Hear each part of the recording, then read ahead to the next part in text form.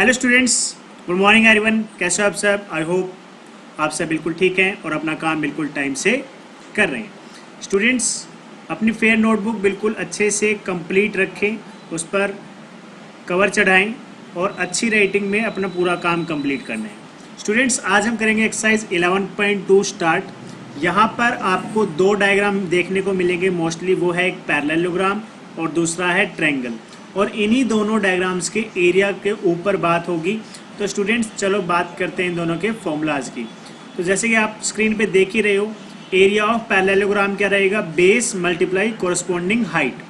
देखो यहाँ पर अगर बात करें, आपके पैरेललोग्राम में टू टाइप्स ऑफ हाइट होती है, लेकिन कौन से बेस पर वो हाइट लैंड करती है उस पर डिपेंड करता है कि आप कौन सी फॉर्मूले में कौन सी हाइट यूज़ करने वाले हो। जैसे कि यहाँ पे बेस ये रहेगा तो हाइट इसके ऊपर आनी चाहिए।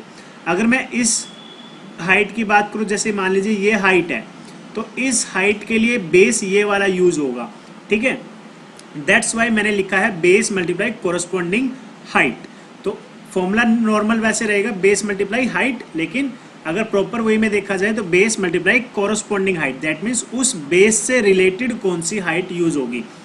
सिमिलरली आपका एरिया ऑफ ट्रायंगल, ट्रायंगल में भी सेम इसी तरीके से आपके पास 3 साइड है और 3 हाइट हो सकती हैं।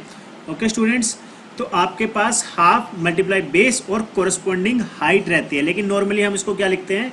Half multiply base multiply height. ये दो फॉर्मूले हैं जो आपके एक्सरसाइज 11.2 में यूज होने वाले हैं। तो चलो अब हम देखते हैं अपना क्वेश्चन नंबर 1।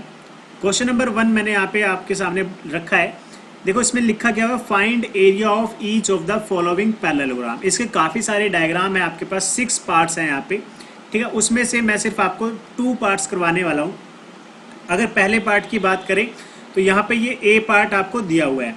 स्टूडेंट्स, आपके सामने डायग्राम है, इसमें कोई नाम नहीं रखा हुआ। ये एक तरीके का क्या है, पैरेललोग्राम है, जिसका बेस कितना है 7 सेंटीमीटर और उसके ऊपर की हाइट कितनी है 4 सेंटीमीटर।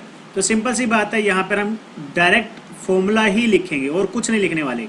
एरिया ऑफ पैरेललोग्राम, तो यहाँ से एरिया ऑफ पैरेललोग्राम क्या निकलेगा स्टूडेंट्स?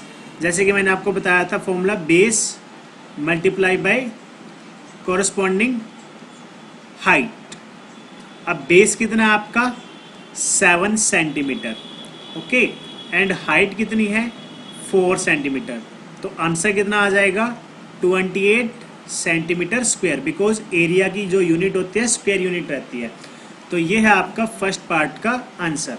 अब देख लेते हैं फर्स्ट पार्ट, जो आपका फर्स्ट क्वेश्चन है, इसका और कोई पार्ट देख लेते हैं जो आपको शायद डिफिकल्ट लग सकता है, लेकिन है कितना बहुत ज़्यादा आसान। ओके स्टूडेंट्स, तो स्टूडेंट्स अगर हम ई पार्ट को देखें, वैसे तो ये इजी है सारे ही पार्ट, लेकिन हो सकता है कि आप किसी बच्चे को डिफिकल्ट लग सके, लेकिन वैसे इसके अंदर ऐसा कुछ नहीं है। बिकॉज यहाँ पर ये हाइट कौन बन गया, ये 4.4 सेंटीमीटर इस साइड के ऊपर। ऐसा ही आपका डी पार्ट भी है। तो बेस क्या है 2 सेंटीमीटर और आपका हाइट क्या बन गया 4.4 सेंटीमीटर। तो एरिया ऑफ पैरेललोग्राम क्या रहेगा? Formula same, base multiply bye corresponding height. Okay students, बिल्कुल सेम है, इसमें कोई आपको डिफरेंस नहीं मिलेगा। और वैल्यू आप पुल आउट कर सकते हो। यहाँ पे वैल्यू क्या रहेगी आपकी? बेस क्या है 2 सेंटीमीटर और आपका कोरस्पॉन्डिंग हाइट कितनी है 4.4 सेंटीमीटर। तो मल्टीप्लाई करोगे तो क्या मिलेगा 8.8 सेंटीमीटर स्क्वायर, और ये हो गया आपका आंसर। देखा कितना इजी था आपका क्वेश्चन नंबर 1। आई होप आपको इजी भी लगा होगा और आसान भी लगा होगा। जो बाकी आपके पार्ट है, part number B, part number C and part number D, ये 3 पार्ट्स रह गए हैं। आपको खुद से इनको क्या करना है, सोल्व करना है। ओके स्टूडेंट्स,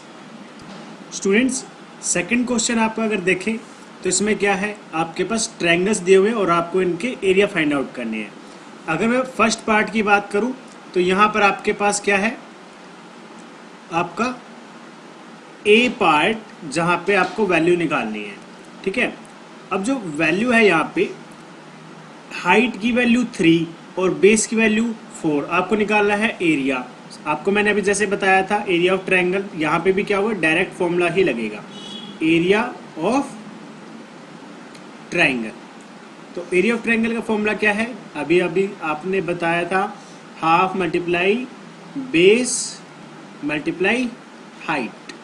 ओके स्टूडेंट्स, ये आपका फॉर्मूला रहने वाला है। अब इसमें इसकी वैल्यूज़ प्लॉट कर दो। 1/2 मल्टीप्लाई बाई 3 मल्टीप्लाई बाई 4। वैसे तो बेस की वैल्यू 4 है और हाइट की वैल्यू 3, तो 2 से कैंसिल हो जाएगा 2 पे और आंसर आ जाएगा 6 सेंटीमीटर स्क्वायर। ओके स्टूडेंट्स, ये था मेरा ए पार्ट का आंसर।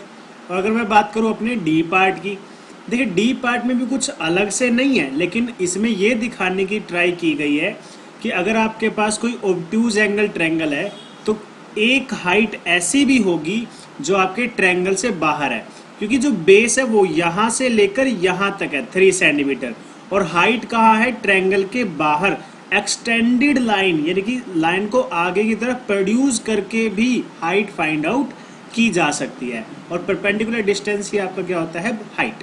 तो यहाँ पर भी सेम इसी तरीके से आप क्या निकाल दोगे, area of triangle. Area of triangle formula क्या रहेगा, same to same, half multiply by base multiply by height. Okay, अब यहाँ पे आपका 1/2 तो एज इट इज, बेस की वैल्यू 3 और हाइट 2, 2 से 2 कैंसिल, तो आंसर क्या आ गया 3 सेंटीमीटर स्क्वायर।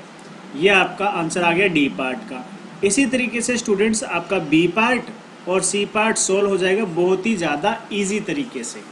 तो स्टूडेंट्स हम करने का तो और भी क्वेश्चंस कर सकते थे आज, लेकिन मैं चाहता हूँ कि वीडियो थोड़ी शॉर्ट रहे ताकि आप थोड़े ध्यान से इन चीज़ों को सीख पाओ। तो स्टूडेंट्स जो भी पार्ट्स रह गए हैं फर्स्ट क्वेश्चन में और सेकंड क्वेश्चन में, वो आपको खुद से ट्राई करने हैं और आई होप आप उन्हें अच्छे से कर भी सकेंगे। ओके स्टूडेंट्स, तो आज की वीडियो में बस इतना ही। Thank you, have a good day.